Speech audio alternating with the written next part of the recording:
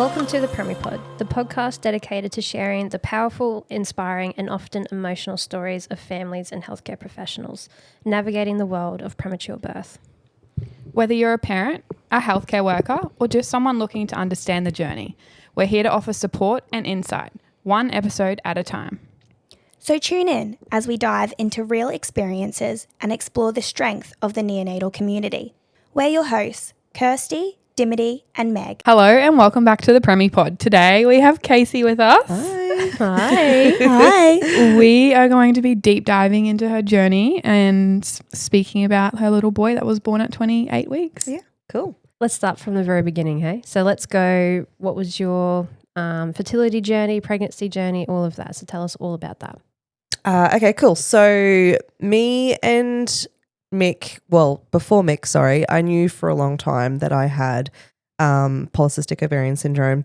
Had an inkling about the endo, but that was kind of ruled out quite early through a laparoscopy. Anyways. Isn't it so weird, like how you have an inkling? Like lots of people say that, like they have a feeling that it's like something's not wrong. right. Yeah, exactly. And like, so like poor Mick, I straight in jumped into it. I said, look, I just have a feeling that fertility is going to be an issue here with me.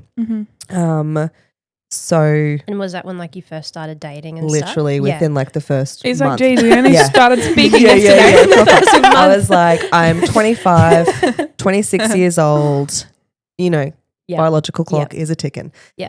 And yes, like, he Mick, said strap that. in. It's gonna be hard. He was proper like, hi, I'm Mick. Like, no. And Do you want to meet my mum and dad first? proper. And then, so anyways, yeah, you know, get the ball rolling on the relationship, get engaged, get married. Nothing still happened yet. We kind of just always took it as like a, you know, let's not play it safe and provide ourselves plenty of opportunities along the way. And if it doesn't work, let's get married and then we can go further into it if we need to. So Mick would have been loving that. happiest man on earth. And so then started happening. Got into an obstetrician. She was wonderful. Started with Queensland Fertility Group and did that whole thing. So I got 26 eggs and straight away I was like, because like you wake up, you come out of anesthesia and they've got it written on your hand. I think that's a pretty like a blanket I think it is too, thing. but that's, I love it. So I woke up, I'm like, oh my gosh, 26. Oh, I'm going to have all of the embryos in the world. Like I am such a lucky girl. And they were very quick to school me and say like 26 eggs, that's because you've got PCOS. You're going to have a lot of immature eggs. You know, the numbers dwindle down as the process goes on. So of course it did. We ended up with 7 embryos, all really beautifully graded embryos. So that was awesome. And did they do genetic testing on them? We decided, you do that step? No, we decided not to because me and Mick were both healthy. It was brought up but kind of said, but there's not really any need. Do you know what I mean? Yeah. Going back now, I wish we did that. Why though? Like why do you? Just because, so what are we, I literally have 1 embryo left and we've only got 1 kid. So you know what I mean? Like usually the genetic testing rules out all of that. Heartbreak, you know? So yeah, we got into it and whatever. And I couldn't have a fresh embryo transfer because of my PCOS. They were worried about hyperstimulation, I think it's called. So I had to very impatiently wait a whole month to go back and get the embryo transfer. We get to, like, I think we were staying at a hotel. Had a shower, got excited because we had to travel 2 hours every time because, you know, we're rural. And had a shower and we're just about to get in the car and we were so excited. And we get a phone call. The scientist has COVID. You're like, I don't care. Yeah, exactly. Do it. Yeah. Please put this embryo in me, please. I was like, I'm fine with that. Can't they wear a mask? You know what I mean? And they're like, no, unfortunately that means this cycle's been cancelled. For everyone else, this afternoon onwards, we've got a scientist flying in, but you've missed out. Oh my gosh, that's heartbreaking. Devastated. Cried my little eyeballs out. Yeah. Oh my God. So anyways, got especially because you do so much to get to that point. You do. The medication, the injections, the, you know, just the heartbreak of having infertility issues to begin with. And, you know, you're like, oh, this is finally my time, because going into it, I feel like every couple going through IVF, you're like, first embryo, first implant, I'm going to have my baby straight away, you know, and doesn't work like that. We waited another month for my next cycle, started all the meds again, got really excited again, and then I got COVID. Oh, no. Yeah. Did you tell them? Yes. Oh, this would have been like... only because this was like when it was and they would have tested you anyway. They tested me beforehand and I was negative. So Mick tested positive and I was like, I'm going into Mackay. Home. Yeah, proper. I booked a hotel in Mackay and I left. Yeah, good. And I was testing negative until the morning of implant. Oh, no. Yeah. So I had to cancel it. And then third time, yes, we finally got their implant. Still amongst COVID, so Mick could never come in for an implant with me. That's so hard, not being able to have your partner there with you. Like that would have just been... He was upset about it because he's like, you know, I kiss you goodbye and then you jump back in the car half an hour later and you may be pregnant. And I didn't, you missed out on that whole, whole process. That's right. So, we had our third one, which was technically our first implant. Yep. It was a failed implant, unfortunately. Did it again. How do you know that it's failed? Like what? You just don't get a positive pregnancy test. Okay. Yeah, there's just nothing there with it. Or you just get a period and then everything just, continues on. So, sorry, just before going to the next one, had you ever tested positive pregnant at all? Never, ever. No. Okay. No, never had a skipped period. Never had a scare. Never had a chemical. Nothing. Wow. Ever. Okay. Yeah. So it was pretty insane. To have have absolutely nothing. Not even at a all. scare. Or No. Yeah. I'm sure Mick was happy about that. He's like, don't worry, babe. We'll keep trying. He still says it. So then we had our second implant, and it took, and unfortunately, I did lose that one. Yeah. At, I think it was 8 weeks. Wow. And I found out when we went in for our first dating scan. And so I'm just kind of laying there and she goes, oh, well, this is baby A and this is baby B. So I found out I had twins. Oh, okay. And me, like, you know, you want to be optimistic. I'm like, oh, so has one of them survived? And she's like, I'm so sorry. No. So the one embryo they implanted had split. Yes. Is that essentially it? Yes. Wow. Yep, okay. Yep. Because this specific fertility specialist, they don't do double embryo transfer because of the risk of twins or quads or all that. So yes, literally was going to be identical. Wow, that's crazy. Twins. Yeah. So that really, that was hard. Yeah. That was really, really hard. I had to go in for a D&C because my body didn't want to naturally pass the pregnancy. So that was horrible as well. But we said that we'd, wait until I got my next period and then we'd just start again. Like, what's the point in holding off the heartbreak? We just want our baby. Yes. So went in for another transfer the next month or maybe 2 months after. And it was a positive. And that is my little boy that's getting around today. Wow. So beautiful. Yeah. So that was really cool. We were so excited. But after we got past the 8-week mark, and then you get to the 12 weeks. And I feel like there's always something, like, even though you got past 8 weeks, literally. you're like, I'm nervous. Nervous. Yep. And then you get to the 12 weeks and we were still like, oh, no. People are like, who cares? Just announce it. And you're like, yes, exactly. It's like it's such a, and then all eyes are on you, right? Like, I don't think we actually announced our pregnancy until we had to come to get some special ultrasounds through MFM at 20 weeks. Yeah. So there you go. You know what? I've always said that. I think if I got pregnant, I don't think I'd announce it till after morphology. I think I'm just too nervous. I was I said that too, but it's also like, but you're so excited. Yeah. It's you and it was you and Mick's like little special secret. It was. Yeah. Yeah. So, yeah. And so then what kind of care were you under? Were you under midwifery care or was it always like GP and like medical care? It was GP and a private obstetrician, Yep. the one that we travelled into all the time. So, you know, at that time it was obviously treated like a normal, healthy pregnancy. Yeah. So, yeah, it was like the dating scan and then trying to think. Is it like 13 weeks? Yeah. And then 20.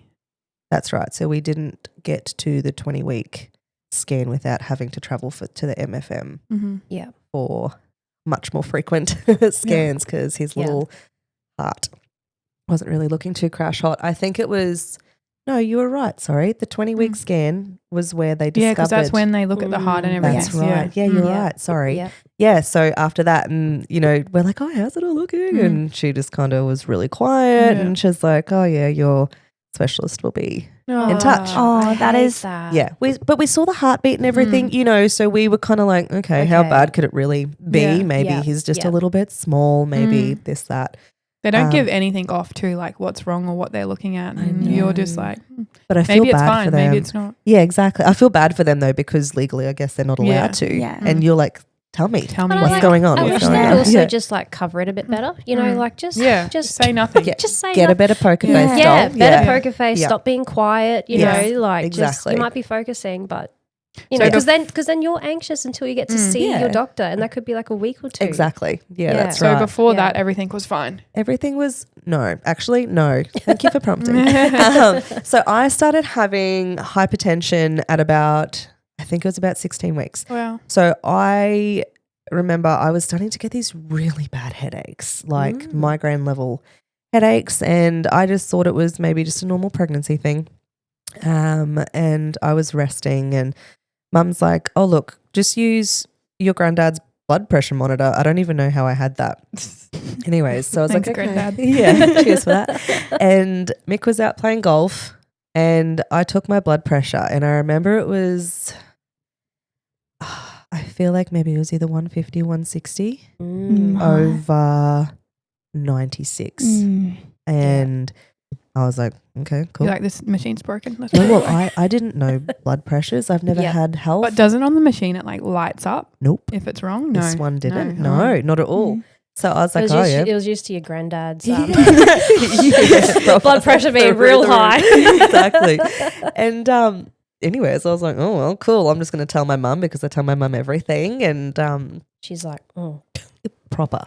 The little Google queen she is, gets on there.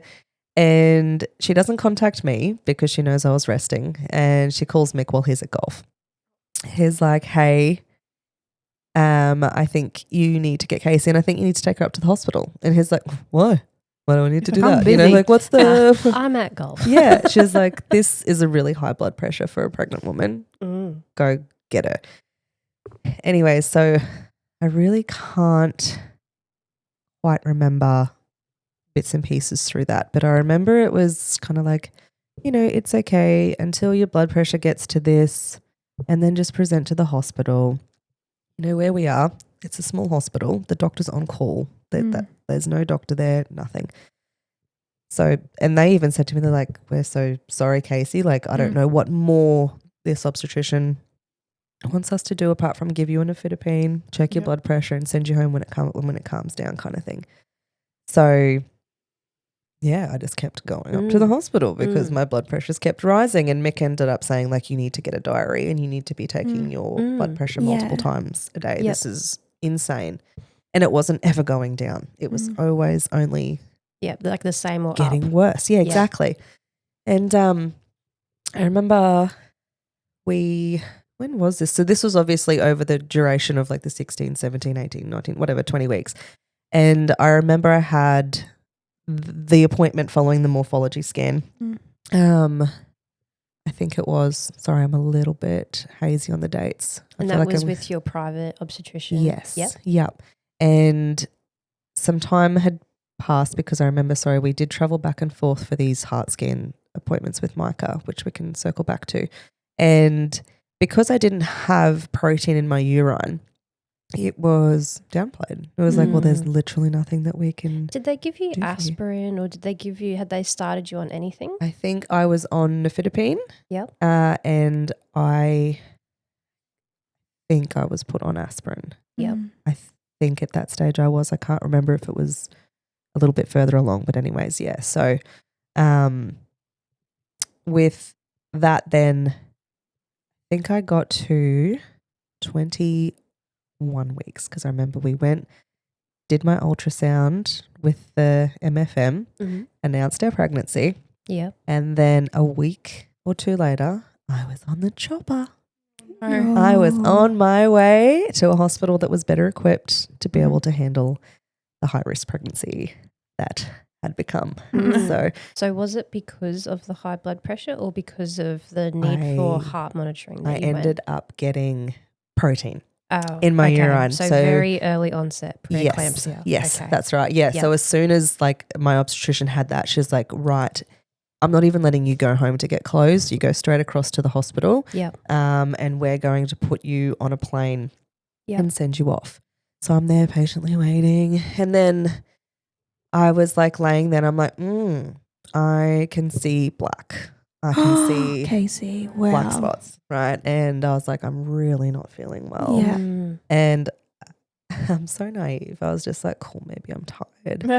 Now do I know that that's like a prerequisite to have a pre-eclamptic seizure? So I remember there was another on-call doctor and he come in and then I think within like an hour I was on the chopper. So yeah. Wow. So that all happened so fast. It was so quick. Yeah. Mick was driving home to go get clothes. And then literally that was that was it. That was it. So he drove to the hospital to meet you? Yes. Yeah. And then you were on the chopper. He drove back to our house to go get clothes and stuff. And I think the way it worked, I don't know if he had to, because see, both of us then, we were still just both so naive with it all. My mum ended up meeting me first when I got to the other end because she was with me in the hospital when I got choppered out. So she kind of called Mick and was like, finish up what you're doing, get some stuff together. I'll meet you there. It was a shorter distance and stuff. So yeah. And then I was on my way flying in the sky. So. Had they popped you on any sort of medication or anything for the chopper flight? Like were they worried about anything? Did they give you magnesium or like anything like that? No. They were happy like that it was safely managed to transport you. Yes. Yep. Yes. Yep. All they did was just stuck the big cannula in my hand and then that was kind of it. Yep. I feel like looking back, I wish I was more of an advocate for myself because it could have been handled better. Yeah, but you also don't know what you don't know. Like you didn't know that pre-eclampsia gave those types of symptoms and you didn't even know how serious pre-eclampsia was at the time. No, that's exactly right. Yeah. And I trusted that I was being looked after by the medical professionals. And I think in hindsight 2020, but maybe at the time because you were so young in the pregnancy as well. Like, exactly. Absolutely. There's so much hindsight, right? Like, So you get to the new hospital. Yes. Yeah. Yes. So I remember landing and them taking me out on the stretcher. Just the sun in my eyes, and I was like, "Oh my gosh, what is happening? And you feel like where am I? You feel like everyone's looking at you as you're going across the street. I'm like, oh gosh, I hope I look skinny, looking fly. Yeah, right. And my eyebrows done. And I get taken into ER, and that is where, like, I don't know. I think they put another cannula in because just in case for the magnet, like I think I always had 2 cannulas in to go at any point. Yeah. So I was in ER, for a while. Not like overnight or anything, but it had gotten into the night. Yeah. Until I guess they had a room ready for me in maternity. Yeah. So that was that. And then they took me up to maternity. And here's me still just so naive. I'm like, cool, I got my own room. Like my mum's gonna be. Yeah, I know. I was like, check me out. And see, still, I had no idea how sick I was. Yeah, I really. Were they kind of downplaying it, or were they telling you, but you were like, okay, well, I'll get treatment and I'll be okay? Yeah, I think that's what it was. So like, okay, we're going to get you on a couple of different medications. Literally. Yeah. And let's just keep that baby in, you know, for as long as possible. Did you think that you were going to be going back home, or did you know that you were going to be in this hospital for the rest of your pregnancy? I knew that I was going to be in maternity until, I gave birth. So, and this is at 21 weeks. Yes. So I think it was maybe like 22 at this time. Yeah. So super early. But you know, I know I wasn't equipped to have a premature baby, but my mum had my little brother at 28 weeks. Really? Yeah. So he was also like born in the same hospital, and you know, so I saw him while he was in the hospital as well. So, you know, I was kind of like, yeah, that's cool. I got this. Still so naive. No idea what was even. Yeah. So that was that. It was daily, you know, the doctor coming in, like the MFM doctor with all of his little posse. They have such a big crew. Hey? Oh, it's like so they walk intimidating. around, and you're like, hi. Yeah. And I just remember, I'm like, I got to make sure I put my socks back on before they come in. Otherwise I'm going to get in trouble. I hated those socks. So is it Ted's socks? Yeah. Now I'm like, okay, I probably should have worn them all the time. But in the end, I wore them all the time to cover the fact that I hadn't had a pedicure in a very long time. Don't look at the dogs. Keep them out of your sight. So every single morning, you know, and I kind of noticed as time went on, he started pointing out more and more things to his students. He's like, oh, okay, so today have you noticed that she's got these new symptoms coming up? I remember it was like spidering on my chest, like all my blood vessels and stuff started spidering. And, you know, I had there like, oh, do you mind if we like test this on your leg? And so I was like, just go for it. Like, just by the end of it, I was like, just go for it.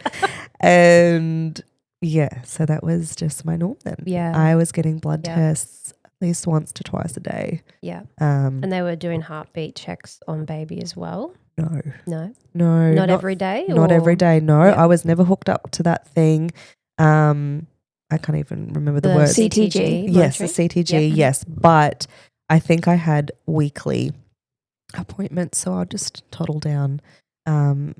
Because other than the heart, and I'm so sorry, Micah's going to have to run you through that because I can't remember what the issue with his heart was. That's all right. He was okay. Yep. He was moving like crazy in my belly all the time, and he was from such an early, I think it was like 16 weeks. Yeah. And I felt him. Wow. And then it was like flips and flips and flips. And thank God for that, because that's how I knew that things were not okay anymore, like very quickly. Yeah. Yeah. So. And he was growing okay, like all your scans, like he was going? No, he was a little boy.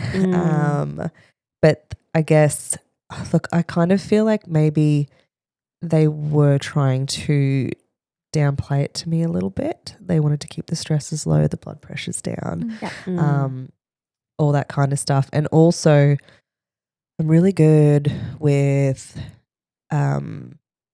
disassociation. So if things are told to me and I don't want to know about it, I can just as quickly live in my own little like la la land and think that everything's okay, you know? So so that kept on going. I was in maternity for 4 weeks. So I went in at 22 weeks and then he was born at 28 and 3. So tell us about the day of his birth. What happened? Yeah. So I remember laying in bed and I had gotten so sick. I had put on 10 kilos in fluid. Oh my goodness. I could barely keep my eyes open. I was snoring while I was awake.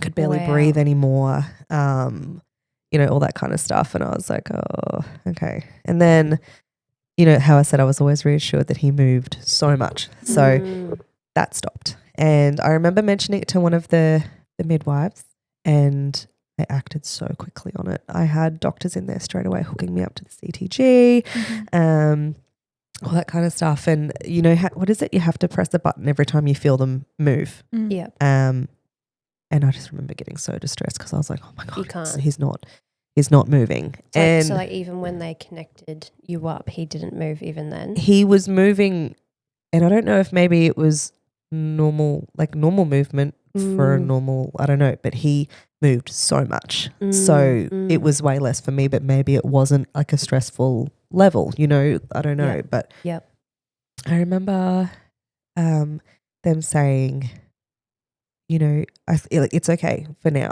Yeah. We're going to keep monitoring this, obviously.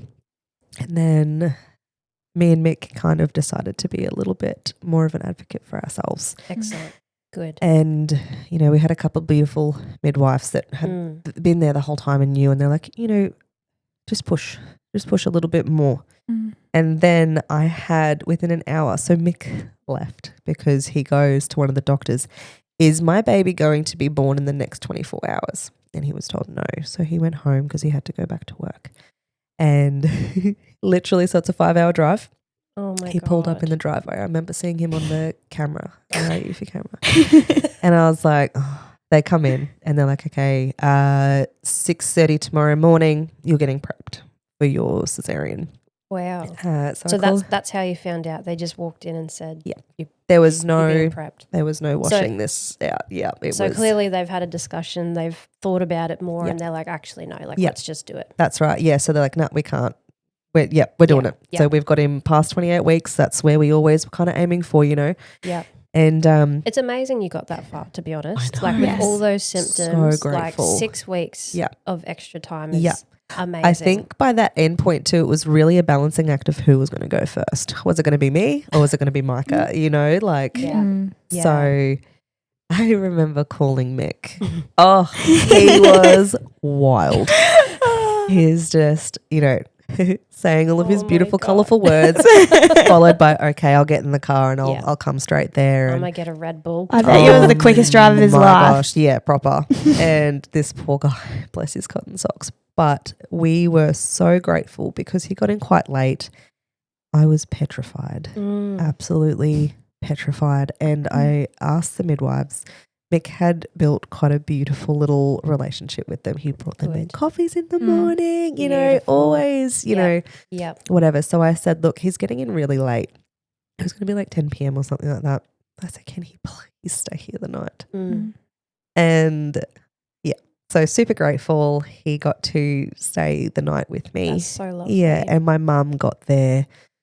Mum stayed in his room at the Ronnie Mac. So that was good. Yeah. And then, it was go time the next morning. Had you been spoken to by the NICU doctors at this stage or had a tour or anything? Yes, we did have one tour prior. And I remember one of your previous podcast guests, their baby had a turn while we were there. And it was everyone on go in that room. And me and Mick were just standing there like, I started crying and he looked like he was just about to as well. And one of the nurses were like, oh, just stay here. Like, we'll be right back. Everything's okay. We promise, kind of thing. And oh my gosh. And we were just in petrified. shock. Absolutely petrified. And I think we only did that tour maybe like a week before we ended up being in there ourselves. So, and like I'd been in there before with my little brother as well. So it was go time. Yeah. That scared you. It did. It actually really did. After that, because, you know, I guess maybe I associated my brother's time there. Now he's a healthy, happy child. So it can't be that too bad, you know? And then the realization really kind of set in. And, you know, that's quite unfortunate because most tours, when you come, there's not much going on. Like we really try to make sure that it's like a nice calm time for people to come. And it did start it off that way. It was beautiful. Like it was like, you know, seeing other bubbers that were going to be the same GA as him and and rough size and all that. So and then this cheeky little baby. So do you remember how much he was weighing approximately on scans before you went in for your C-section? No, I don't remember any of that kind of stuff. That's all right, I said trauma blackout. It's a really good thing, fine. right? But I just do remember him being small. And then I remember once he was born, we were kind of told that he was equivalent to a 24-weeker. Yeah, okay. With his health, I think. Maybe not so much his size, but his health. Yeah. So it's 6:30 in the morning. 6:30 in the morning. I get wheeled down into the birth suites, I think it is. Yeah. Yep. And I've got Mum there, I've got Mick there, and they're both, rewind a little bit. I got hooked up to the magnesium So I had that going. And I remember one of the doctors coming in and they were like, look, we've experienced this before. Like, I've been through it. She's like, you may like get this fear of impending doom. But anyways, have fun with that. Like, you know what I mean? It's like, just let it, it's literally like right as they're hooking you up, like, they're like, you know, just like drops the bomb. Like, you might get all of these really bad, you know, but we've got to hook you up anyway. You've got to stay on this for the next 24 hours. And I was like just laying there, and I remember I'm like waiting for something to wash over me, but I just ended up getting so hot and sweaty, and that was about it. So, good. Yes, good. Very grateful that was. I needed something to kind of go my way that day. Yes. Because once I got down into the birth suites and they were putting in because I had to put in a catheter, I think it's to something with the urine output post with the magnesium thing. It's connected to that to make sure. I don't know. Anyways, so they started doing that. I was getting another line put in my hand, and the anaesthetist was so beautiful. He calmed me. Like, I just good. Because at that point, so when my body goes into shock, when I've had enough, I get uncontrollable shakes. Yeah. So I remember the catheter, they were trying to put it in and my legs were just, so I had to have Mum and Mick holding my legs while I'm just laying there like kind of, I'm sobbing because I just want it to be done. I just, So that was done. And then I got wheeled in. I can't quite remember what time I got wheeled in. But he was born at 10:43 anyway, so you know, around that time. Yeah. So I'm in there and they're doing the spinal, and no one prepared me for that pain. Oh my gosh! I think I've been told now by multiple that I have a spiny, like I don't know, my spine is like really bony. So it took multiple times to get in. Yeah. And this has happened multiple, like with other surgeries and stuff too. So so I'm in there, and I think I might have been on morphine as well. Morphine makes me really itchy. And I kept saying to Mick, I was like, scratch my nose. And I don't know if it was really noticed how addicted to pawpaw ointment that I am. Yes. Constantly. Yeah. So you got me into the pawpaw ointment. Right. Yeah. So while I'm literally there getting my sun cut out of my body, I'm asking Mick to put my pawpaw ointment turning my head to the side. Yeah. I'm like, I think I asked him like 10 times. I don't know if it was like a stress thing as well, you know, just get it done. And then at 10:43 a.m. on the 21st of February 2023, my little man entered the world. Beautiful. Yeah. Did he have a little cry or anything? He did have a cry. He did have a cry. Everyone was kind of like celebrating it. I didn't hear it. I think I just whitewashed the whole thing. And Mick's telling me, he's like, you know, like he cried, like everything's going to be okay. And I think then I kind of like took a breath, and then very quickly, it felt really quickly to me. I don't know if it did to everyone else in the room, that I was just kind of left to be fixed up while, you know, Mick was in there cutting the cord. And, you know, as soon as Micah entered the world, Mick was like, I am going to protect you every single second of every single day that I can. He's like, but you okay over there, babe? I'm like, no worries, go be with that baby, you know. I could use some pawpaw ointment, but it's fine. Free my hands up, please, because I was tied down, obviously. And so the NICU team worked on him. Did he need to be intubated at birth? He did not. So he was just on some CPAP for a bit. Yes. Right. And I remember, so I think he was taken into that, what's that little room called? The anaesthetic bay. Yeah. In there. Where I think Mick did the cord cutting, and I remember because I'd always said to him, it's like calamari, because I got to cut my niece's cord. And so he went to go in there and like do a hard cut, and because obviously the umbilical cord was really soft, small, it slipped, and he cut the glove of the doctor, the nurse practitioner, and he was like, ooh. So he was quickly changed his gloves, and it was like, but we don't trust him with scissors anymore. No, absolutely not. Do not. And then they brought Micah into me, and I'm still laying there, and I don't know. And I just kind of looked at him, and I was just like, why are you bringing him into me?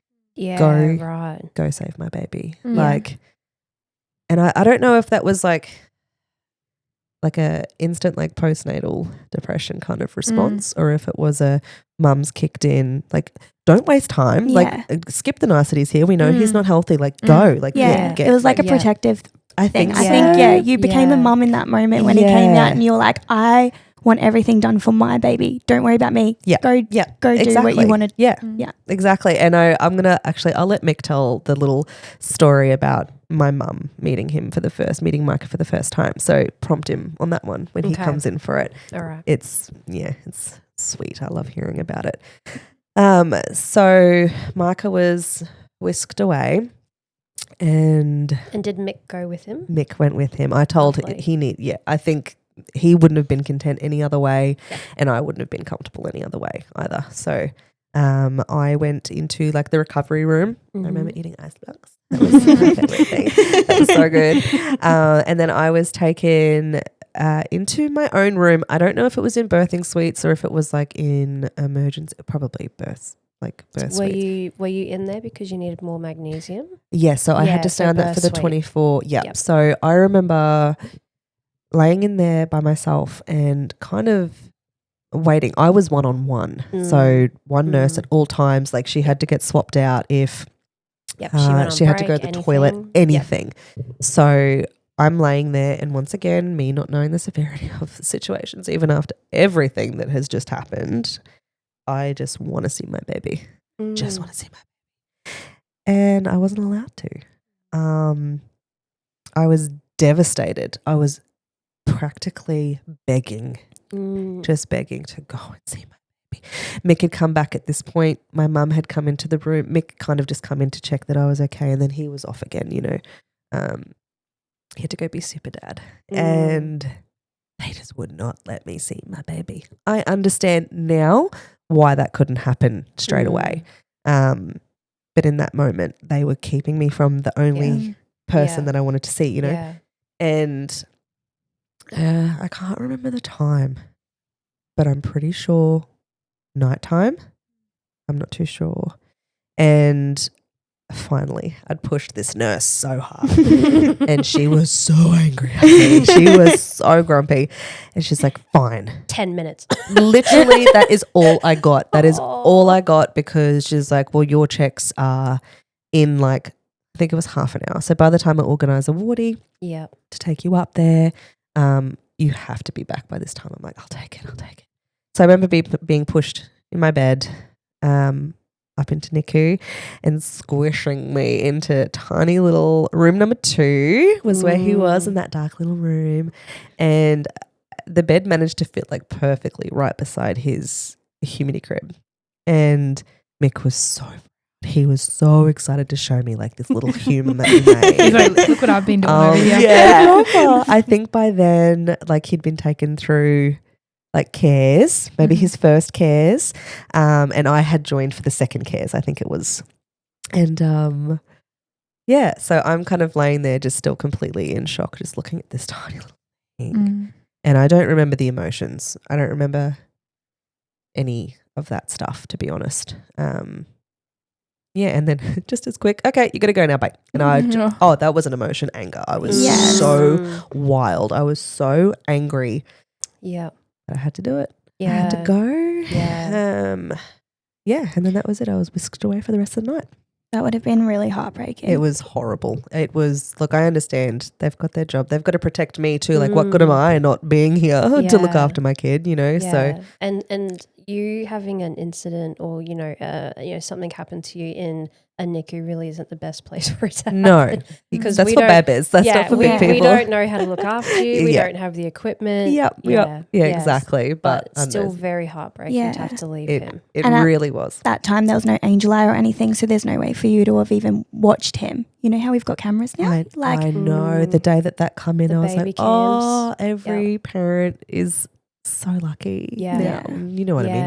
You're not lucky being in the situation to begin with. But they get to see their babies. I know I would not have slept a wink if I had that when I was like We've got some parents that have just like constantly got it on their TV at home, and so that's such a good idea. It doesn't matter. Like they just, if they're in and out of the house, they see it. Anyone who's at their house just sees it. That's wonderful. Yeah. I love that. Yeah. It's such a phenomenal thing to have for the parents now, definitely. But yeah. So, Case, when you went and visited Micah, was he intubated at the time? Yes. I believe he was. You have to correct me if I'm wrong on that Yeah, you're one. right. Yeah. So he did start up on the CPAP, but he needed just a little bit of extra help. So yes, he was intubated, and I just remember going in and just seeing all of that on him and seeing all the tubes, and I think he had a central line and all of that in there by then. In his belly button. Ah, yes, in his belly. That's right. That would be called. Yep. Yes, that was a lot. It was a lot to take in. I still don't think I've taken that in. I don't know if any parent ever, like any NICU parent ever takes in that first. Yes. Look at that I baby. think because that's only for like a week or so, like if that. Yeah. You'll probably forget about it. Yeah. Well, I did. Yeah. Actually, one image though, like rewind back a little bit, the one image that has forever stuck in my mind of Micah, and one that I actually still can't look at on my phone if I'm going through photos, was the plastic bag. Oh my God. The Ziploc bag. Oh my gosh. The sandwich bag. Yeah. Yeah. I remember Mick being so excited, and he showed me, and I'm just like, he looks like a corpse. Yeah. Like you know what I mean? And I still, like, I think maybe in the last 6 months going through therapy and stuff, I've finally been able to look at that photo and not just have this like harrowing fear. Like I don't even, We have to really warn parents that that's going to happen, because the reaction to it can be quite scary. Yep. Yeah. It is. You're just like, why is my baby in a plastic bag? Like what? Yep. And once it was explained, obviously, and it was explained very quickly what you know, the nurses are so thorough with, you know, this is this. So you're like, okay, right, that makes sense now. Thank you for putting them in the bag. You know what I mean? Yeah. So, yeah. But at the time, it's quite a lot to see them that way. Yeah. It is. It really is. So. Tell us what it was like doing first sets of cares on him. I was petrified. Yeah. I think Mick kind of took the lead on everything for a very long time. So confident. He's like, that's my boy. Do you guys remember that? He was so confident. He loved cares. He loved showing off. Hey, he still does. And now our son is exactly the same. He was so prideful though too. Like I could just see it. That's good though. I love when the dads are like that. Yes, he was. Oh, for me though, it was the most magical thing just to watch. Right? Like, you're just falling more in love with him every moment. Proper. Sweet. I don't think I did cares myself until he had to go back to work. I avoided that stuff like the plague. I avoided all of it. And looking back now, I know for sure it was my postnatal depression. Yeah. It really was. I was just petrified. I was so scared. I didn't want to do anything wrong. But sorry. You did amazing. Yeah. I remember those first cares, and you did so well. Oh. You were so gentle with him. You did everything right. I just remember one day I come up and you were on, and I just lost it. I was just crying and crying. I said, I need you to do cares. I'm like, I can't. I physically, like, I can barely even handle life right now. Can you take the lead on this today kind of thing? Thanks, Becky. Yes, I will. Yeah. Okay. No, but I think it was more like an assisted. Like if I felt like someone was assisting me through it or doing it with me, you know what I mean? Like me and Mick, we'd always done it together. Yeah. So like, you know, I'd wipe the face and he'd do the nappy and, you know, I kind of felt like I just floated through. I don't know how, but I did. Yeah. So when did you start to feel like that, Casey? Like when did you start to feel that it's more than just the baby blues, like this could be actually like postnatal depression? I think it took me a little while to realize what was going on. So I remember it was almost immediately. I was laying in maternity. I couldn't go. I mean, obviously Mick would take me down whenever like I felt okay for it. Laying there, and I just started crying, and I said to Mick, I said, well, I've given you what you wanted. I'm actually really scared now that you're both just going to not need me anymore and just go. And then that's it. My job's done. I've given you a child. I've given you your son.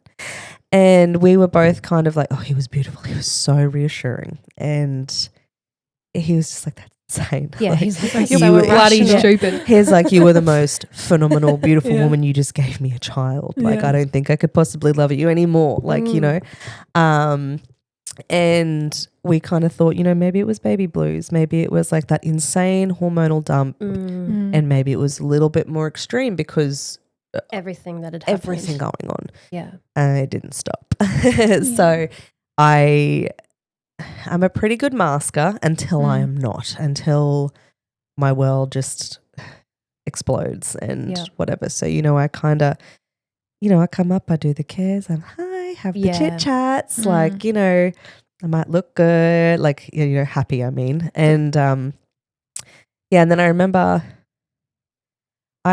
every time I left, it got to a point where every time I left NICU, so I didn't have the postnatal where I was scared that I was going to hurt Micah. I had the one where I thought everyone else was going to hurt Micah. Not the nurses, never the nurses. It was always like as soon as I left the hospital and I was walking back to my accommodation, I kept looking back, just waiting for a plane to crash into the hospital, waiting for something on his floor, like the level to explode, waiting for a storm to come and all the power to go out to his ventilator. You know what? Like all these like insane, irrational fears. And it just didn't stop. It didn't stop. And, you know, this is actually pretty cool, like kind of following on from an episode like a couple ago, is that we were in NICU one day doing our normal cares and our cheeky little boy, which once again, you know, we'll circle back to, had a very, very bad day. And, you know, the doctor pulled us into the room after he was stabilized and she said, like, your little boy tried to get his wings today. And everything. He was like this full internal body explosion. But I'm the kind of person with emotion, like, so I will cry over the most stupidest shit. But when it gets real, I don't. Like, so I'm just kind of sitting there like doe-eyed, just like, okay. And then we met Fee and Tommy the same day. So, you know, they had a little bub in there. Yeah. And they kind of like, we don't know if they were prompted or not. Maybe they were, you know what I mean? Like they like you didn't know whether the nurses were like, go speak to them. Proper. Yeah. And that's what it kind of felt like at the time, but getting to know them, it just seemed like something they would totally do with or without prompting, right? Yeah. So Mick and Tommy got along really, really well, and me and Fee were walking ahead, and, you know, she kind of asked how I was doing, and I told her, and we all know her beautiful catchphrase is stay medicated. So hashtag stay medicated. Yeah, proper. So that was kind of, you know, clicking things for me that, okay, I'm not, okay, this is not normal. Why are all the other parents up there and, you know, just getting in and getting it done, and I'm just sitting there like petrified on the rocking chair next to it, like almost resentful that I had to feed him because what if he choked? And I don't know how to jump in and, like, you know what I mean? Yeah. So he was still intubated when I started seeing a psychologist and decided to start on the medication route. Was that a psychologist through the NICU, or was that a private one? It was through the NICU originally. And sorry, I didn't get medicated at this point. This is a little bit further down. So through the NICU, and had a couple of sessions, but it was bedside because I refused to leave Micah, obviously. And then I didn't really find it was working for me so much. I'm the kind of person that it will take like 4 or 5 different, you know, sessions with different psychologists until I find one that I can take a breath with. Absolutely. And I did end up finding a private one in the same city where I was, even though I still only did telehealth. So because I was not, like, never out of eyesight of that hospital at any time. Yep.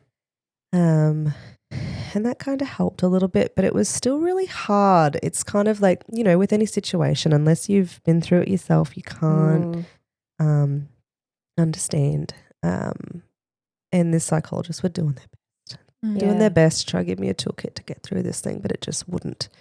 I just could not keep my eyes off that hospital. Every time I left, it got like, and this followed me all the way through to special care. Wow.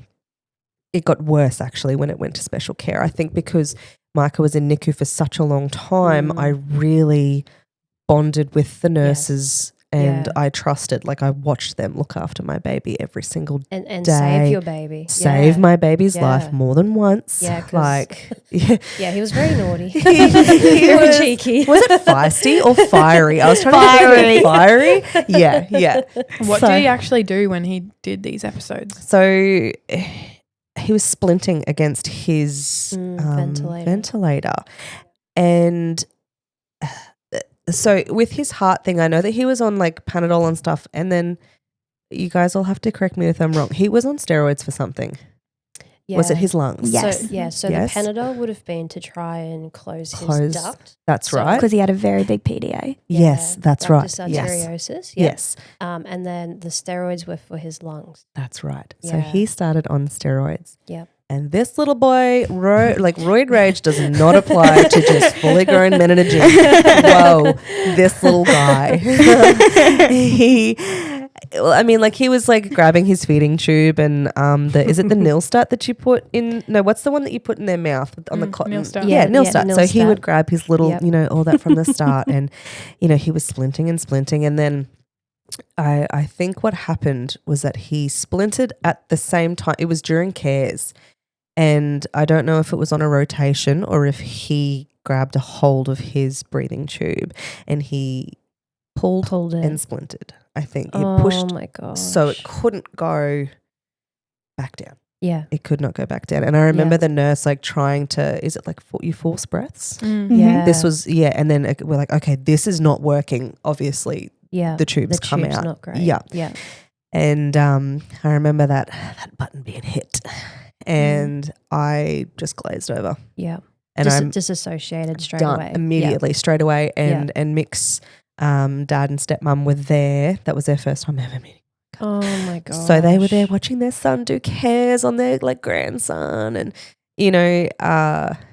everything moved so quickly and Mick didn't want to leave Micah. Yeah. I remember, I think he was like, it was a hard word, like you have to go. You can't be in the room for this. So we're all sitting in like this little room just kind of waiting. Yeah. And then the doctor come and got us after the fact and kind of ran us through, and he will be able to fill you in on so much more. He's such a thinker, like he needs to know fact. And I think that ended up being another thing that he was quite famous for in NICU. The best question asker. I remember when the doctors come around, they ended up putting Micah last on the rotation on the list because they're like, Mick's going to have questions for us today. We're going to need some time in there. Proper. So he was like asking back and forth and stuff, and I was just sitting there and I just like, I'd never felt so invisible, so petrified in my life. And then instantly this thing that was my baby is now the most fragile piece of glass. And I think that was actually the point when the postnatal just soared, I mean, I'm sure that's just general fear as well. And mine was just so irrational. But it was almost like your fears were realised. Do you know what I mean? Exactly. Yeah, because I think that's before so then, true. I think maybe you thought, nah, it's irrational. Like he's doing so well, it's fine. Yeah. And then something like this happens, and you're like, no, something could actually happen. Exactly, because we were in. It was called. Was it the honeymoon period? Is that what it's called? Yeah, the first kind of week. Yes, because he was beautiful. He was like responding so well to everything. So I recall. I think. Yeah. Me and Mick almost got a little bit too cocky, to be honest. We were like, our boy's like, it's going to be so cool. And then, that happened. And we both just kind of floated through the NICU life after that. It kind of just felt like we were just like ghosts, just barely existing. Yeah. And I think what happened, they were going to, or he was sedated to be re-intubated because he was holding his breath. Was that right? So that whenever we re-intubate, we always sedate them and we always paralyze them so that everything can go smoothly. There we go. Yeah. So he was probably a bit sedated after that. That's for a right. bit as well. But the problem was that they couldn't find a vein straight away. Okay. I think that was because everything obviously has to go. Yeah. There was something that that couldn't happen like immediately. So it took a little bit of extra time. Yeah. Okay. I think. Yep. I think I could be very wrong. Yeah. Either way, he was a naughty boy and it nearly cost him his life. So that is where the whole thing started. Yeah. From then on, he was not an easy baby. Mm. I remember getting his little red book at discharge, and the doctor had written all of the problems that he had.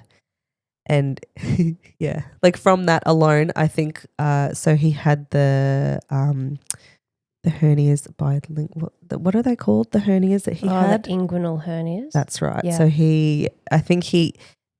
how it was explained to us was that he must have already had something like that, but then from that whole episode, it like got like from him tensing or pushing or something like that, they got really, really big. And I think we were told that his were the second biggest that the ward had ever seen. They were down to his knees. They were huge. Oh my gosh. I remember me and Mick, we were just looking at it because you could see the bowels moving in his testicle, like in his not in his testicles, like in his scrotum. That's right. And we were just like, oh my God, like and the doctor and like saying, you're cleaning it and like feel something like, oh. Well, his penis was completely inverted. Flat. It was completely flat. And I remember the doctor saying to Mick, like, don't worry. It'll pop back up. Like, don't worry, this is not the size of his penis. You don't need to stress it. Mick's like, this is my number one problem right now. I think it was like the best thing at the time because it was like a lighthearted joke. Then from there onwards, it kind of got us through. Like, oh, okay, cool. Like it is gonna have a penis. Amazing. Every dad's worst nightmare, right? And yeah, so after that, he was a very naughty boy. He was kept on sedation, I think, for quite a while because he was splinting. He was still splinting and he was relentless. And I don't know if it kind of lined up with the duration of his steroids course or not. Yeah, so that was that. And I believe it was that week that they were going to start weaning, or like the word was said, we're going to start weaning him off of his ventilator. So he was like, check this out. Look at this cool trick, mum. I was like, you're already crazy. Let me send you even further over the edge. And he's like, weaning, don't even need it anymore. And he is still like that. Oh my gosh. But yeah, so that was that whole journey, and I just remember every single time after that, I felt so sorry for Mick, and I don't even think I'm going to be able to listen to his side of it because he had to go home. Yeah, he had to go back to work because you need money. We need money. We're self-employed. You know, we didn't have annual leave, sick leave, and so and like you say, you're 5 hours away. Exactly, a long drive. Exactly right. Yeah, and so he had to go back. And I just remember every single phone call, I was just like on edge, like all the time. And then I think it was about 2 weeks later. Is that right? Similar thing happened again. Yeah. Because I got a phone call. It was like nighttime. And I think I could be wrong. Apparently everything happens at nighttime in my mind. That he had done it again. And I think at that point I was so disassociated from the whole situation. Just numb. Just kind of like, oh, okay, is he still alive? And I'm on my way. Kind of like, can I come up and see? Just straight up, is he still alive? Yeah. I was waiting.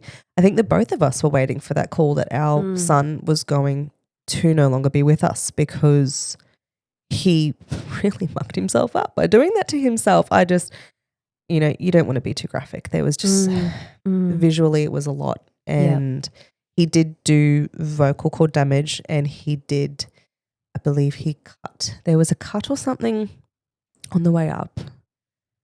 Anyways, I'm not going to get into So in his throat. In his throat, yes. Near his vocal cords, there was some damage from when he extubated himself. So I remember afterwards, with his food and, he'd have his little syringe with his milk in it and he'd regurgitate up a little bit and then there'd be blood in some there. Blood, and I would freak out. And I was reassured every time, it's just from that or it's just old blood. And, then eventually there was no blood and thank God for that. And,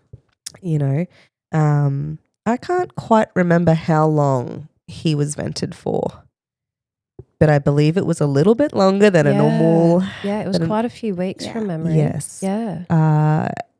Maybe even 6. Is that? I feel like it was something like that. It was quite long. Yeah, it was a long time. But then he was only on CPAP for I don't even think it was a week. And then he was on high flow. Yeah, proper. I was like, oh, cool. At least you passed one test in this place. My gosh. Oh, hello. And we have Micah's here. Hello, cutie. Come in. Wait, that's a lot in there. Oh, hi. Wow. Come and say hello. Come We're in. talking about you. Oh. Hello. How are you? Oh my God. so Look at your outfit. He's like, all right, I'll come in. Oh, you sweet boy. Hi. Look how big you are. Oh my goodness. Can you say hello? Yeah, Say hello. You look so cute. You look so good. The pants. The whole Yeah, oh yeah, he's like Knuckles. Oh, we got distracted by that ring, girlfriend. He was like, no, we high five first and then we do Knuckles. Say hello. Say hello. What is on his hand? Did he get into my mascara? He's like, Micah, I didn't see that. What's the dinosaur say? Dinosaur? Yes, you're on the screen. Oh. Micah say, That's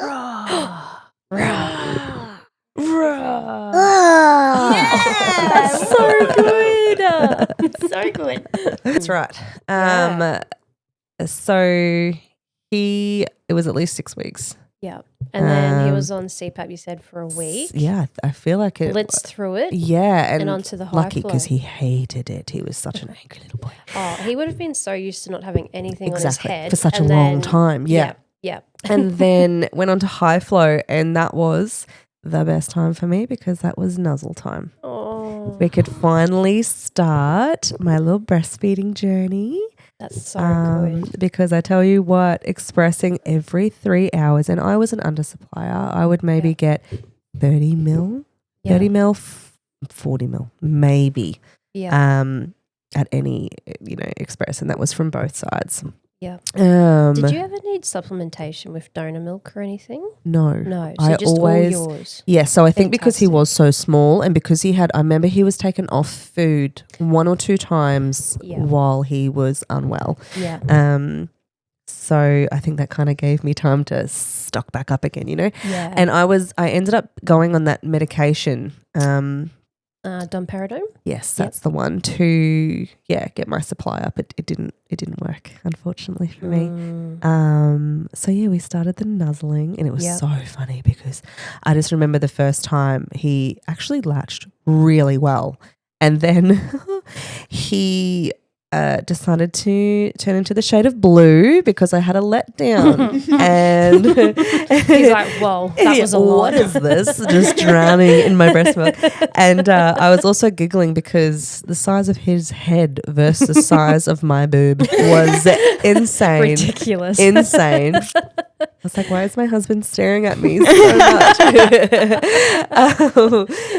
So that was, it was the most beautiful thing in the world. I never knew how I was going to go with breastfeeding. I was I was neither here nor there, Yeah. And then as soon as I did it, I was like, Do you feel like it was a very healing moment for you? It was. Because it was such a normal thing to do. Now it's my turn to step up for my baby in a way that no one else can. Yeah.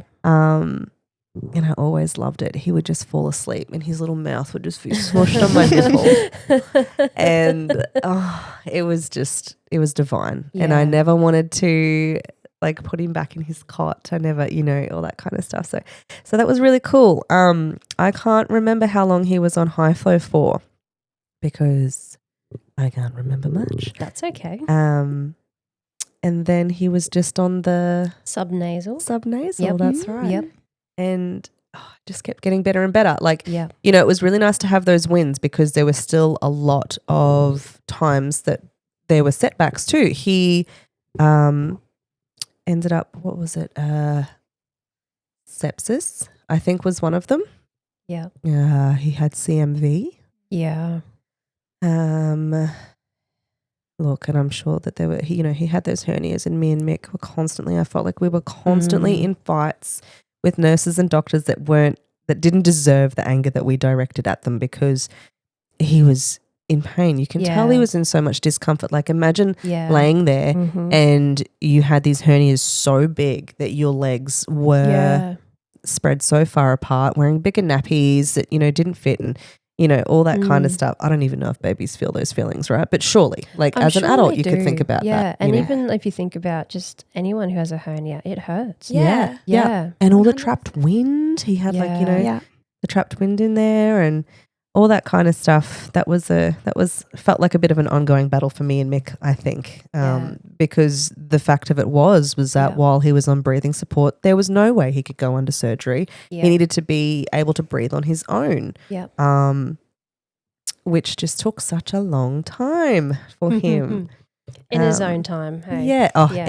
That was another catchphrase, I think, with Micah. Everything in his own time, and it still is.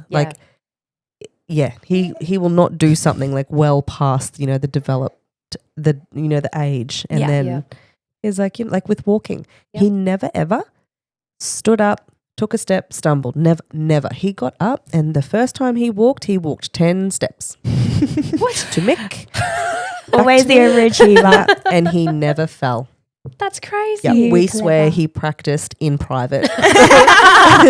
Climbed out of his cot, just at night time, proper. Doing his own thing. So I'm trying to think. Yeah, because then he got sent to special care when he was on the subnasal. Yes, and you guys were, I think, waiting for his hernia surgery. Yeah, so he could go home. Tell us about the hernia surgery. How did it finally happen? Yeah, so it was kind of really quick once it did happen. He went into special care and it was the 3rd of May that his surgery was. But I remember the surgeon come in and he's like, okay, 3rd of May was his actual surgery date, but I think it was only a couple of days before because that was another time when Mick went home and then something happened. And he had to come back. No, he didn't end up coming back. He because it was midweek. Absolutely. The pediatric surgeon come in, told us what was going to happen. I had this thing in my head that Micah was going to be put under for it. They did a spinal because he was, I don't know if it was something with his weight or not, or if that's just a normal thing that they do. I feel like for most hernia surgeries, they try and do a spinal. Okay, yeah. If they can, that's what they'll do. Because there's no need for breathing support? Yeah. Okay. So took him in, and I just remember when he said that he'd be doing a spinal, that I remember how I mentioned my issue with the spinal and how excruciating it was and all that kind of stuff. So I instantly went into this panic protective, but it had to happen. Yeah. And they did the surgery and it was wonderful. And they wheeled him back into the room, and I remember, the anaesthetist, again, I swear, they are just the most beautiful people in the planet. Yeah. He's like, I picked this little beanie for him. Oh, that's so sweet. And it was this little multicolored knitted beanie. And that journey began. So I never anticipated the healing of that, I guess. And it was the first time where Micah really needed to be on me at all times. Yeah. I couldn't go to the bathroom. I couldn't leave to go and rest. Grateful for my mum. She was there too. So she'd be like, okay, let me have him. You go back for a shower or go grab some lunch and all that kind of stuff. That was a really hard, I would say maybe 3 days. And then after that, he was okay. Yeah. I remember just saying, like, you need to give him more pain relief. And he had already had everything that he could. And I was like, just give him more, like this poor baby that can't talk for himself. He was screaming, crying, not taking his food. He was just, as anyone would feel, like having after a big surgery like that. Yeah. So I think it was, for us, we're like, oh, this is it. Like, this is all we're waiting for. Yeah. And because how long was it after that you went back to your home hospital? Was it quite quick? We never did. Oh, so we were discharged from the hospital that Micah was born in. Yeah. We requested that though. Good. I think we had built this safe bubble there, and we didn't want that ripped out from us. Yeah. And being closer to home, it was still a non-negotiable. We didn't. And we're so grateful that the hospital worked with us to achieve that, That's wonderful. They didn't have to do that. Yeah. So we were kind of like, oh, hell yeah, we're on easy street now. And then I think he got sick again. So he ended up down the back of the ward. And I think that's where like the naughty and like the kind of babies that need extra attention go, right? And same thing again as the vent, like when he was going to be weaned, he decided to extubate himself. And when they decided to take off all of the, the chest leads? Yes, all the chest leads. Yep. They're like, you know what, this is it. Like, he's being really good with his feet. He just needs some SATs monitoring now. Yes. Yep. So it wasn't even off for 12 hours. And my baby went blue again. Oh, so goodness me, Micah. I think it was around food. He really had an issue with bottles. My apologies, go back. I had to stop breastfeeding, unfortunately. He had a quite bad dairy allergy to the point where it was blood in his stool. There were blisters on his bum. They had to put him on his belly with his nappy open and have like that light and stuff there. Yeah. And it wasn't enough where like you could just go off dairy and then like he could then have your breast milk? Or? So I think with the situation that I was in with my mental health and being, Mick had to go back for work, so I didn't have a vehicle. I couldn't, look, I'm sure that I could go grocery shopping somehow, but in my mind and with everything that I was going on, there was no way. Yeah. The hospital offered gluten-free, sugar-free, soy-free, lactose-free, but dairy-free, new. Yep. And dairy's in so much stuff. Dairy's in so everything. Much. Yeah. And I think I just ended up deciding, because by the time if I went full dairy free, it would have then taken, I think it's like a week or two to get out of my body. Yeah. And then in that time, he's still struggling. He's still struggling. That's right. So he was put on Neocate, which is the stinkiest formula I have ever smelled. Oh, yeah. Oh, my gosh. And their poos, you're like... it was revolting. Yep. But it was actually really sweet. The doctor ended up coming in and saying to me, they're like, you've done so well. Like, congratulations on your breastfeeding and expressing journey. Like, thank you. That's so beautiful. Because you got them through the toughest times. And I think when they're prem, you want as much breast milk as possible. Absolutely. When their tummies are still so immature and all that, and you've given them all of that good bacteria, all of that good lining, Yes, exactly right. Yeah, and that's what I felt accomplished, and like, okay, cool. I gave it to him when he desperately needed it. And he was doing okay on the Neocate. Did you find a big difference in his behaviour? Like He wasn't as gassy, he wasn't as upset. Yes. Yep. Everything just kind of come together after that. We were like, oh, so that's why he was like this in NICU. That's why he had the mucus in his poo. Oh my gosh. Yeah. Why he had so much wind trouble. Yeah. I don't know if you guys remember, like his hernias had to be reduced a couple of times because he would be screaming in pain from all the trapped wind. So I made the decision to stop breastfeeding. Yeah. Was that a hard decision for you?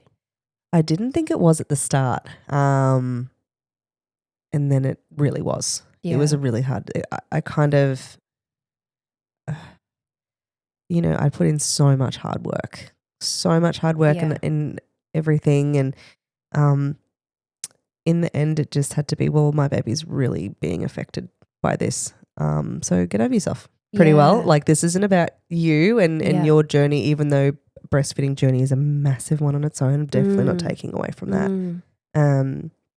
But at that time, Micah needed something different. So, Yeah, suppressing breast milk is a pretty interesting thing. Oh my gosh. I remember, and this is probably going to be weird, but I remember, you know, I would be up at NICU and I would be having a cuddle with Micah and then I'm like, oh my God, like I'm in pain. I'm in so much pain.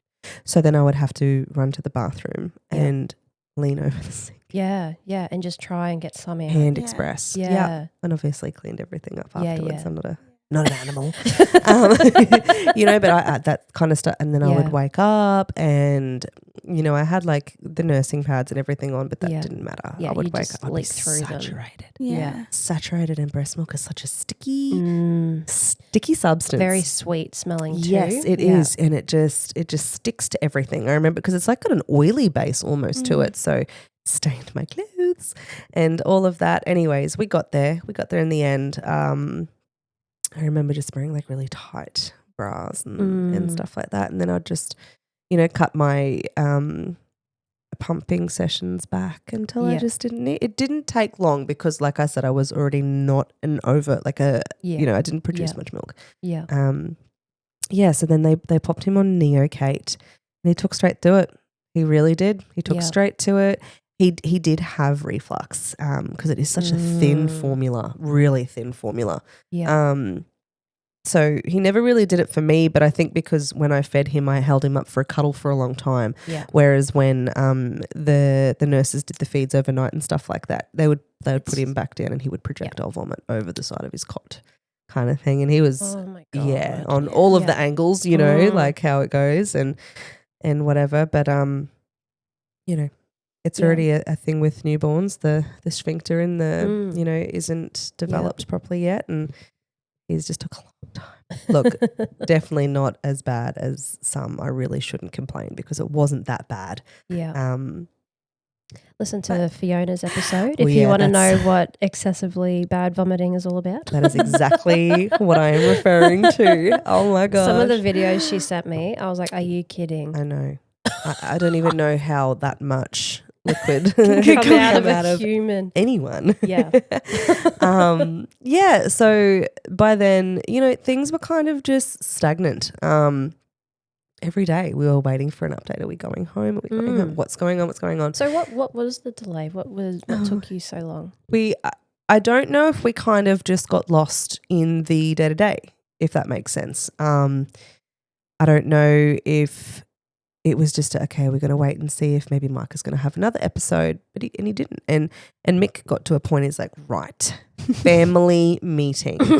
He went to the CN, one of the CNs, and he's like, I'm calling this. Get the doctors, get the nurses. We are having a meeting. We need to work towards getting Micah home. We're what just is kind our of discharge floating. Plan? Exactly. Exactly. So that was organised very quickly. Good. And it was great. It was the most productive and positive conversation. And you know what? I think within 5 days we went home. Did he go home on oxygen? He did go home on oxygen. So I think it was 0.025. Does that make sense? Yeah. For a little bit. We went home in May. So his original due date was the 15th of May. He was born on the 21st of Feb. He was due the 15th of May.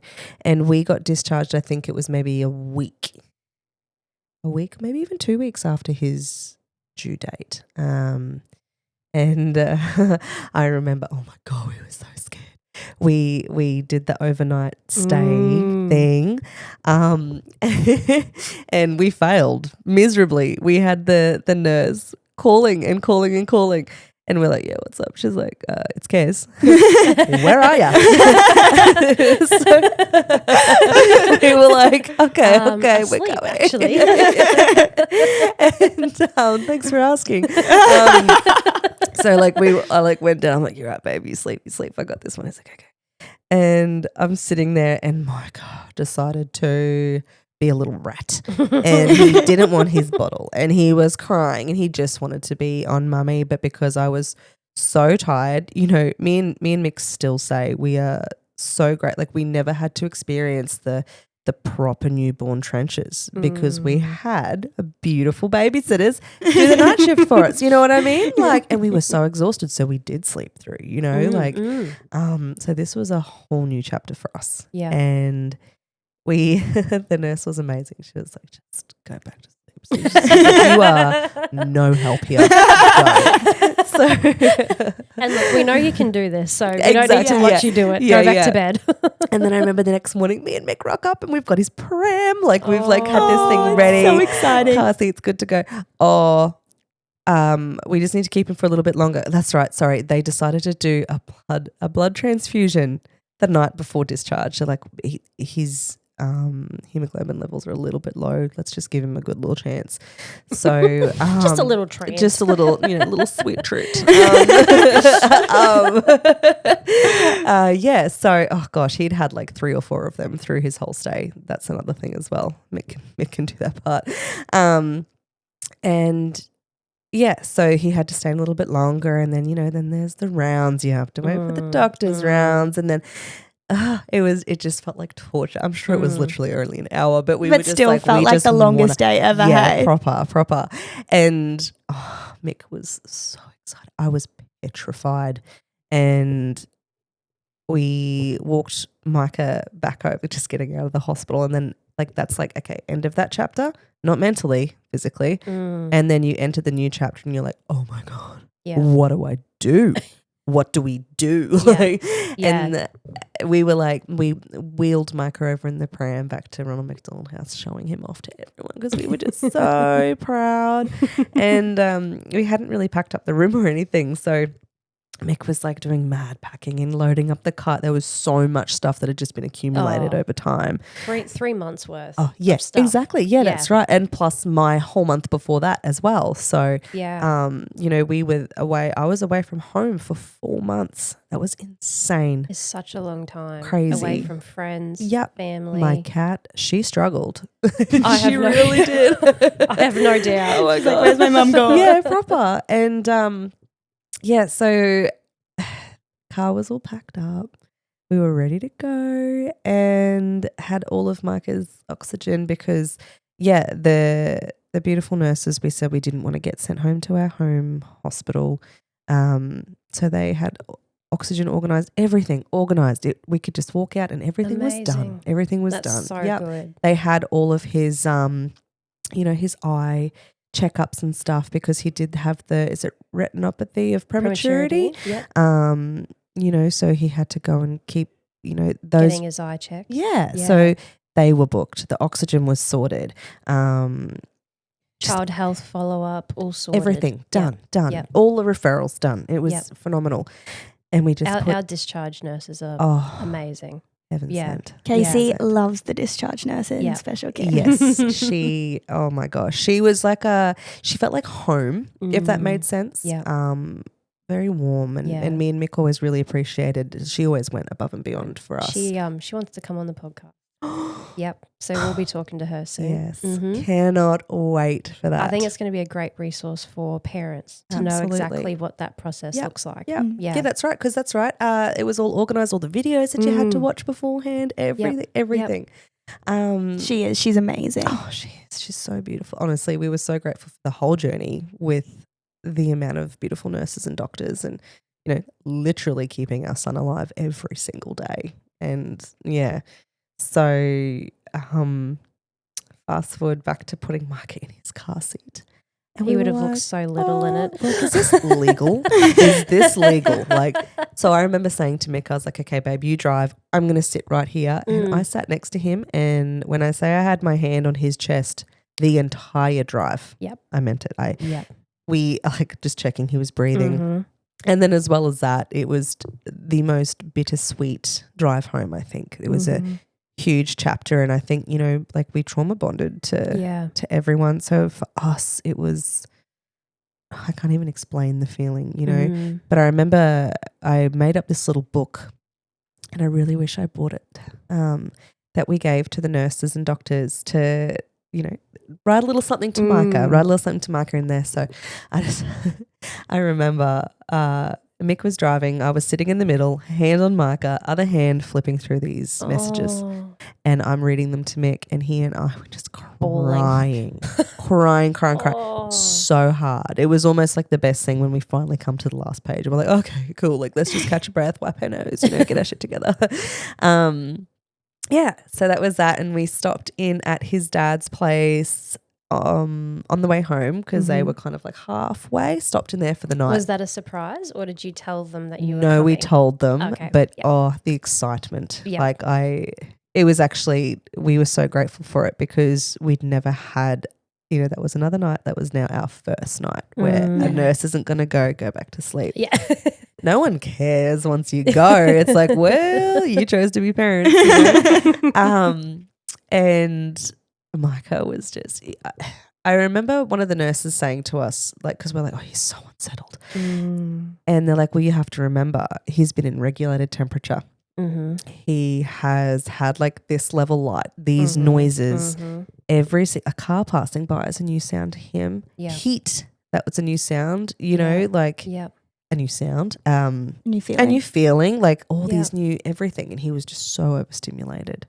And me and Mick were just exhausted by the end of that time. Like if he also didn't have, severe depression, which, I think we both did by the end of it. We were just pooped. We were so pooped on top of being newborn parents, and his dad and stepmom were like, go to bed, guys. We are going to have some They were your cuddles. nurses for the night. Yes, we're going to have some although the audacity, they brought him back into us when they wanted to go to bed. Rude. The NICU, the special care nurses don't do this. What do you mean you're bringing him back to me? Exactly. You're his grandparent. I'm pretty sure the role is that you take them. How long have you been waiting for this? Yeah, exactly. Oh my gosh. And then the next day was home day. And we got home, we pulled in the driveway, and our friends had this big sign. There was balloons. There was this big sign saying like, welcome home, baby Micah. And oh my gosh. And then, so that is another new level, right? Like you've got this very high risk baby. If they get sick, everything is undone, And so while we had a village, we had no one. I remember my best friend, oh my gosh, she had, as soon as Micah come out of my belly, she was invested forever, right? And she wanted to come over and meet him so bad, but she's got 4 kids that go to school, just can't risk that stuff. And absolutely. The day we got home, night 1, night 2, so first night at our house, sucked. And our coffee machine broke. Like if that wasn't a joke, like, yeah. So she rocks up the next morning and she has instant coffee. She's got some treats for us, Oh my God. And Mick comes out and he's like, do you want to see my baby? Like, my baby. He's like, I've been waiting for this moment to show him off. And she's like meters away. She's like, oh my God. And Mick's just like, my baby. He was so proud, so proud. And then after that, like it was literally, I just, my mum, his parents come and visited, his mum come up and stayed with us for a bit. My dad come up for a bit, but had to make sure, like, have you been sick in the last 2 weeks? Have you been around any, like they almost have to completely isolate before they come. And then being on a flight, oh my God, that was so stressful for us. Like for them being on a flight, I mean. Did you stop at a service station? Like, did you know what I mean? It was, oh my gosh. And it's still, I think maybe the last 6 months or so, we've kind of taken a little bit of a step back on that, but he's still just so precious. Like if he got RSV right now, you know what I mean? Like he got this bacterial pneumonia virus a few weeks ago, and now he is on his puffer like every couple of hours a day. Like his breathing, it was terrifying. He didn't end up in hospital, thank God for that, but it's just and you feel like a crazy person every single time. Even now, my my friends or my family want to come over and I have to ask the same questions. Like I have to. And I feel like that's going to be forever embedded. But that is right? you just being a mum and you're protecting him. Yeah, true. And germs are, you know, like. Germs are very big to those little people, you know. Like, germs are big to premies. Exactly. Ex-premies. Yeah, that's right. And it is for such a long time. What is it? Like, is it 4 years the lungs are then like are finally anyways. They have different stages, and sometimes, you know, there's some development around 4, but it's more like that 6, 7, 8 years old where they go through that really big development where they tend to get a bit better. Yeah. So that's what I remember, like with my little brother, you know, I think he got to 8. Yeah. Yes, that's right. And now he's 10 now.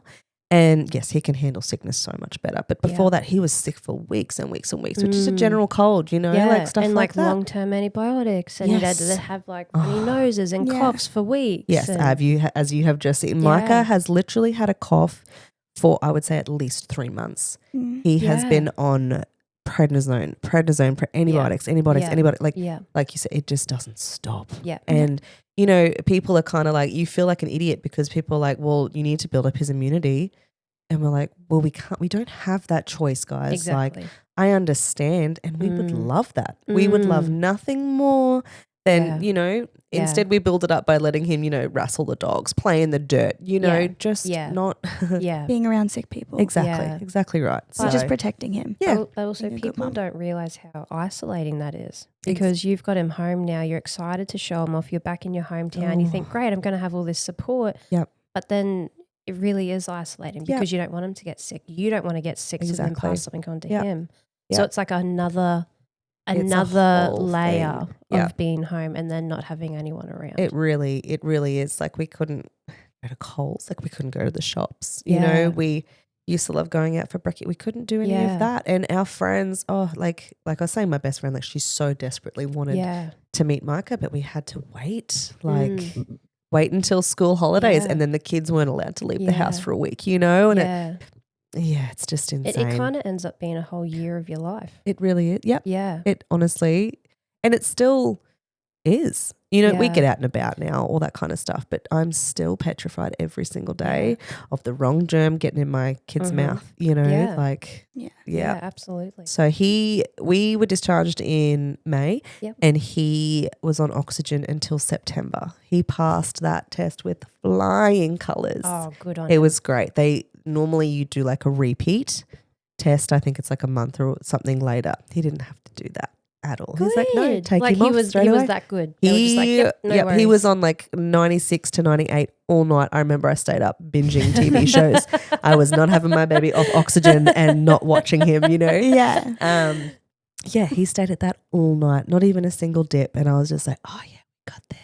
Like, that's amazing. So, that would have just felt good. It's like so good. It was such a huge win. It really was. And, you know, because we had like the pram where we had to sit the oxygen tank in and we couldn't travel distances like with on that little travel one, you know, that just got us home.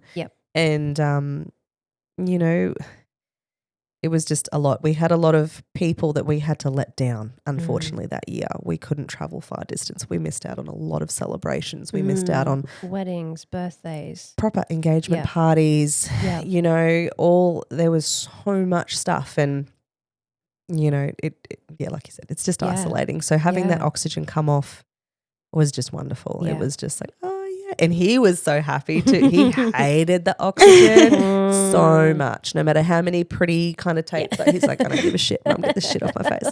So, you know, but bath time, dressing, everything was just made so much easier immediately. So that was really cool. And he's been easy street ever since, really. Not easy street, that's a lie, but you know what I mean. It feels compared to everything else. Yes, exactly. Compared to like, you know, almost dying a few times. It was pretty cool. That's not happened again. So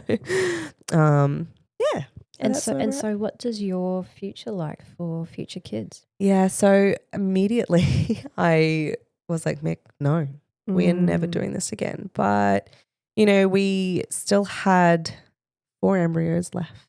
Yeah. And unfortunately, so we have had a couple of failed, and I've just had another miscarriage. Oh my God. Yeah. I'm so sorry. So I've just had to have a little bit of an operation and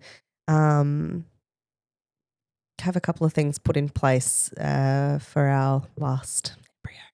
So I have pretty well called it for my own mental health that if our last one doesn't work, I think it's done. That's it. Yeah. Yeah. But we've discussed adoption. So, you know, just because it might not be biologically our baby in the future, you know, we that's might beautiful. So that's really beautiful. Yes, but it is one hell of a journey. Oh, yeah. And I still say to Mick, I'm like, are we crazy? Why? Why are we doing this again? You know, because I've been told with the severe level of pre-eclampsia that you had, you're likely going to get it again. But you know what we can do to prevent it? Baby aspirin. Yeah. That's it. Yeah. Just how am I meant to hold my future and my child's future on baby aspirin? It's insane. Yeah. But you know, I've gone like searching and I've found an obstetrician who is like, you know, phenomenal. Yeah. I've got to travel a long way, but of course you found him. All your research that you do, of course you found it. See, it's funny. I pay my mum out for being the Google queen, but who really is? You know what I mean? Step aside, mum. Yeah, it's my time to shine. So that's our current journey. So no dates yet. Yep. We're kind of just taking our time. Yep. Yeah, but we've got one left. Yeah. I know one thing for sure. You've done so well with Micah. You and Mick are both amazing parents. And however you become parents in the future, you both will be amazing at it. Yeah, absolutely. Thank you. It's been pretty cool becoming a parent with Mick too. Like, I think, you know, you think you love someone as much as you possibly can. And then you see them become a dad. Ooh, it's a whole new thing. It is a whole new thing. It's really cool. It's really, really cool.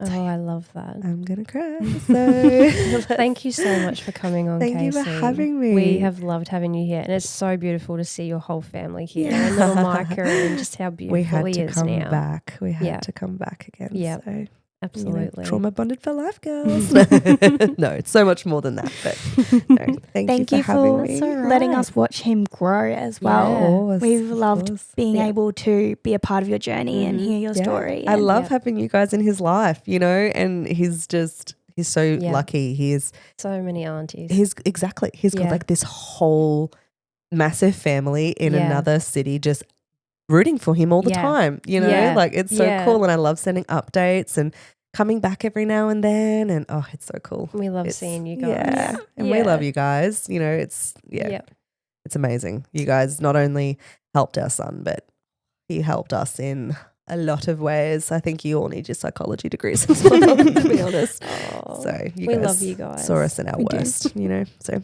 we love you guys too. And then on the next episode, we're going to have Mick come in and do it from a dad's perspective. Yes. Yeah. That one will make me cry. I think it's going to make us all cry. Yeah. Absolutely. Thanks, guys. Bye. Thank you. Bye.